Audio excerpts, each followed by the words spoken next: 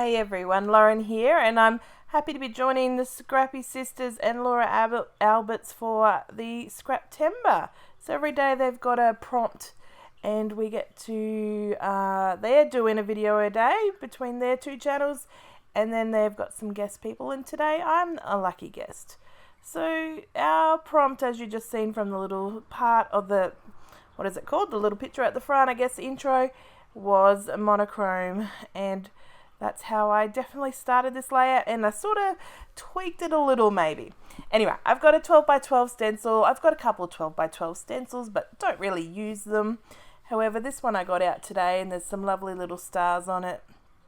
And I'm just putting some gel medium through it. I'm kind of being a little bit lavish with the amount of gel medium I'm putting on. Not too much, because obviously I don't want to use all my gel medium on one layout. But I'm giving it so there's a bit of depth to the stars when I remove the stencil, so that there is some good texture to it. I'm just going through the stars that are whole. I don't know if you can see on the edges of the stencil there is some stars that are cut off, and I guess that's so that you could have it right to the edge of your paper, and that's fine, but for today that's not what I wanted. And I keep going around to make sure I've done all the stars, and I thought I did so well. Here I am, I'm looking, look, and after I take it off, I notice I think I missed two, but that's okay, you can't tell in the end. So just putting that on, just using a spatula, scraping it on, and you can see there's, you know, thickness to it, there's bits everywhere. I'm not scraping it clean like I often do with texture paste. So we got out this watercolor. This is just a watercolor palette from America Crafts. I actually got it from Kitaholic Kits Club, monthly kit, sorry. And I'm just going to add some watercolor. So I just wanted to have a little bit of a watercolory background, and I was going blue tones, and I couldn't help but put in some of that purple there. So blue and purple are my colors, and they're so close together. Can we just say it's very monochrome, because I was going for blue, and really early in I added purple. But I think it gels so well, it's hard to say it really just goes really well. Anyway, you can see I'm just spraying some water onto my layout, spraying on my palette so I can water my colors, adding some paint to it. Sometimes I'm pushing it out with the paintbrush, other times I'm putting it on and spraying the bottle of water. I didn't gesso my paper, but then again, I don't usually gesso my paper. I like to just wing it and see how it goes, and the way the color comes out is the way the color comes out. And so just adding the color there, I wanted to blend it in. And you can see here at the moment I've got three different colors, two different blues and a purple. However, when I keep going with this mixed media background, I try to blend it, and then I add some more color, and it becomes quite more blue and more connected rather than the lines of it. So sometimes, I think that's where I started, that I wanted to have the colors segregated, but then as I dried it off here, I realized the purple was standing out too much, and each layer, each color was too line orientated, and I wanted it to blend and be a bit more holistic. So just going in again, I just dried it with the heat gun, and so paper's dry again, and I just count that as I can wet it again. So put some color on, put some water on, a bit of both, one way or the other, water first, then color first, then water. It works whatever way you want to do it. So you can see there the stars stand out, like the gel medium is a resist, so it doesn't become too colourful in terms of the stars, and the stars stand out more white, but there is some colour on some stars, because you can, if you want to do something like this, you can wipe off each star. I'd suggest like a wipe or a paper towel. You can wipe back the stars so that they are more white and stand out a lot more. So you can see here, adding a whole pile of blue on top then makes it blend in and become more of a colour there, and that way, this is how I believe it's more monochrome than not. And my intention was that when I started. So I've just got some foamy stamps here, and I'm using some black and white. Black first. Black and white for me has to happen on a monochrome layout. Well, I guess most of the time. But I do enjoy adding pops of black and white to a lot of things, and it just helps to get it going. So just have to clean them because the acrylic paint's getting into it. It was just a cheap acrylic paint that I was using. And so I've just put some lines across there randomly, just had a bit of a horizontal look, but a bit of an angle across so that it's not entirely over the page. And then I'm just doing 3 circles, and these are going to be my little focus areas. So it's just a paint pen. You can see I've got my white acrylic paint to the side there, and then a white paint pen I've got. I didn't wait for the black paint pen to dry, so that paint pen, the white one, did get a bit grey. So I've pulled in this one, and when I layer it up anyway, I need to come back in and add a bit more. But I wanted to start the circles here and do some more layering in my background, and see if I needed it to do it again. I like to add, this is just another art foamy, this one's got crosses on it. I like to add different layers to my background. So I've got the texture, the gel medium, and the watercolor. So that's the kind of the first layer. I had white paint left, so I'm just filling up another page. And then I've got some stamping, then the circles, and then some more stamping. So it just adds dimension to the page. It makes it look like there's a lot going on without a lot going on at the same time. So just pulling in some more color. This is just some lavender, really light purple. And then the purple was an acrylic paint, and then this one is Distress Oxide, just because I thought that colour was handy, and it was sitting on my 3D trolley. What is that? The 3D revolving caddy that I got from scrapbook.com. So here you go. You can see I'm just defining my circles again. And here, see, you got to dry your paint pen. You could just wait a few moments, but I am very impatient with mixed media. If you come and watch some of my other videos, you'll see that I'm one of those people that likes to finish a layout from when I start it. I don't like to come back, do 15 minutes, come back, do another 10 minutes or anything like that. I like to sit down in a block and create, and sometimes that kills my mojo because I go, don't have enough time, when really I probably could if I just get off my butt and go into my art room. Anyway, so because of that, I sometimes then don't wait for my mixed media to dry. So I'm continuing. I am using a Kitaholic kits. So this one's got all my papers and all my embellishments, everything ready, all collaborated together. So I've pulled out some papers again in the black and white and the blue. And then this is from the Pink Fresh Stay at Home collection. Pulling out some things from my stash. So I've got a black doily, some black tissue paper, and I'm just having a look in my drawers and ephemera, storage, to see if there's anything else that I could use with it. And you can see just loosely layering that up, it works well. The colours and the amount of blue and purple and black and white is not too overwhelming. I found this frame in my drawer. And then here's my purple ephemera drawer. Trying to see if there's anything that's going to work.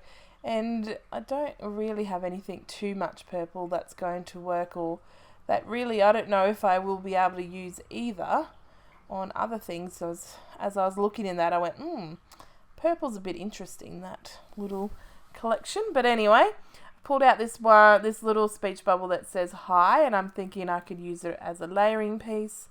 But first I'm just going to add some cardstock to my photo so that it is bordered fully the 4 sides, and that just makes it pop out from all this layering that's going to go on. And because I use that Distress Oxide blue with the stamps, it is going all over my fingers and layout. It's one of those things, I didn't dry it, I didn't run the heat gun over it, but also I think the chalkiness of it and just the texture of Distress Oxide, it's a re-inker bottle that I used. It sometimes can be a bit sticky like that. So I'm just layering up my pieces now. I've left it I don't always leave in my layering, but I think sometimes it's interesting for myself to watch other people, the way they layer, but also I thought I'd share mine. So sometimes I like to just add the 3 sides, the 2 sides, even sometimes just 1 side. And sorry, I've lost camera, but I've come back here. I'm just using my distress tool to rip the sides there and distress the edges, and actually ripping with my hands. So that just makes it go. I think mixed media backgrounds just really love that random rough grunginess to the layering and the embellishments, that I can get away with not being neat, get away with not being straight, get away with, you know, scrunching up paper and ripping edges and having all that kind of fun. Something I really do enjoy. So I thought I'd use this frame, cut it, and then I could use it on both sides, but it just wasn't looking like it was the right thing to do to use it on both sides. So instead I'm going to use it in the top and the bottom. So I'm just going to stick that down with my double-sided tape, and in fact it would have been a lot easier to do with wet glue, but it's just an old chipboard frame. I couldn't even tell you where it came from, but it's been in my stash, I'm sure, or for a little while. And a few weeks ago I got some new additions. I got some Alex drawers for my craft room, and so I've spent a bit of time, and some other ephemera drawers. That way I could sort out my ephemera, sort out some embellishments. And so I've got some thin Alex drawers for mixed media. I've got another one for some random embellishments and bits and pieces. Then I have to the left of me the big Alex drawers, which have you know, little caddies in it that have got all different kinds of things. I've got one which is full of you know, one little section that's full of frames, and another section that's full of other bits and pieces like that, collective things. I then have a drawer of summer stuff, a drawer for cardstock, and then a whole wide Alex drawer for Christmas goodies, because I love Christmas goodies, but I don't seem to ever really scrapbook Christmas too much. I always have great intentions with a December daily, but I don't get round to doing it. So maybe this year will be the year. Let me know if you want to see me do some of that, and that could be my little motivation to create and share with you all. So I think I've got my cluster, my layering and my photos cluster done. So I'm going to stick it on there. I'm just going to turn my page around to work out exactly where I wanted to stick the layers and how it was going to interact with the background. So sometimes I make a background in mind of it being this way, and then turn it 90 degrees or 180 to see which way I want it to go. So these are the Pink Fresh thickers, and I'm just back and forth, just seeing if I can spell out some things. And just this photo is a beautiful little photo of my youngest son Oliver and his best friend walking each other home one afternoon, or Oliver was walking his friend home and I was just behind, and it's so nice to see them just walk and talk and, you know, just in their own little world and enjoying each other's company so much. So sweet. Anyway, so I thought it needed something over here in this little area, so I'm going to use some of the tissue paper and some of the paper from the layering just to add a cluster up there. And I'm going to look through. So these are some of my drawers that I was talking about. These ones got wood veneer, in particular those ones have got words in them. And so I'm going to pull out another one, and I find this sweet, and I replace the hello with the sweet. I just like the size of it. I think it would be a lot of fun. So even though I've got the title down there, I will have that sweet up there. So it could be best friends, could be sweet best friends. Either way, I've got a title on the page, and my kind of caveat is, as long as I have a title, I think that balances nicely for me. But it can have multiple titles, I guess, or a title and a subtitle, words that stand out more than others. I don't mind. So I've glued down that wood veneer, and then I've pulled out a purple paint pen. Now these ones I've just gotten from Big W, and they work really brilliantly, and they've got a couple of 3 sizes at least, maybe even 4. But I'm just going to colour my wood veneer suite in purple, and I think that also makes it blend into the background a lot more rather than it sticking out. That wood veneer wasn't just going to work at all, being the wood colour just wasn't going to be right. So yeah, it just changes it entirely. And you could definitely go over it with glossy accents if you felt like you wanted it to be shiny like a puffy sticker. Just using the paint pen to sprinkle some ink splatter kind of marks onto the background, adding a bit of more interest. And even though I literally just said that wood veneer wasn't going to be the right addition to it, I pull out wood veneer houses. Now these are from my stash, but every time I get my kit each month, I do add a few items from my stash into it so that I can have some extra goodies being used from my stash.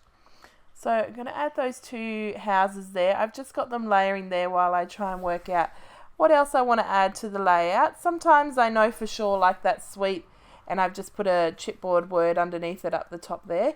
Sometimes in this piece of label here, sometimes I know I can just stick it on straight away, that's what I want. And other times I leave it hovering around to find out what else could correlate together and link and be a cluster. So it's just, you know, whatever works for you with scrapbooking. There's not really any rules, but I know for myself, I've learnt my style is such, or my process is a lot about trial and error. That's not even a thing, Lauren. Trial and error and just having fun and exploring. So I'm not someone who plans my layouts. I might have a bit of an idea about a product or a technique, or you know, have seen a little bit of inspiration. I might go, oh yeah, I want to do a diagonal, or I like this part of someone's layout for a scrap lifty inspiration thing. But I don't tend to, once I start something, I sort of do something and then it flows into the next. So all I knew for this background was that I was going to use that gel medium and then add a fair bit of layering so that I could make a fun background. Was thinking monochrome and was hoping monochrome for sure, and I think it's pretty close. But I am cheating a little in the fact that I did purposely put in some purple. So just having some fun with some embellishments. So I've got some puffy stickers that were sitting on my desk, and that again I added to the kit to have a play with. So I've pulled a few things out. That little banner up the top of the photos is from Maggie Holmes from one of her previous collections a few years ago. And then I've got these tiny words and bits and pieces. One of the exclusive ephemera pieces that I cut out before was the banner for the top of the photo. And then I've just got some word stickers and some hearts. So I just sprinkled on some gold sequin stars, and I'm just going in with my wet glue here and just putting them on each part of the wet glue. So I'm just going to have a little pop of the gold stars at that cluster there, and then this cluster here, and then again up at the other cluster where the word sweet is. So that way, I think when you look at the layout, if it feels like there's like your eyes drawn to an area that's just not got anything in it, sometimes that's because it's missing something. And that's where I got the idea. That's why I knew it needed that cluster up the top where I put the word sweet. It was missing something and my eye kept going to it going, what am I looking at? So here's the close-ups of the photo, and hopefully you've enjoyed my video. If you do, come and join and subscribe and let me know that you like my video. See you next time, guys. Bye.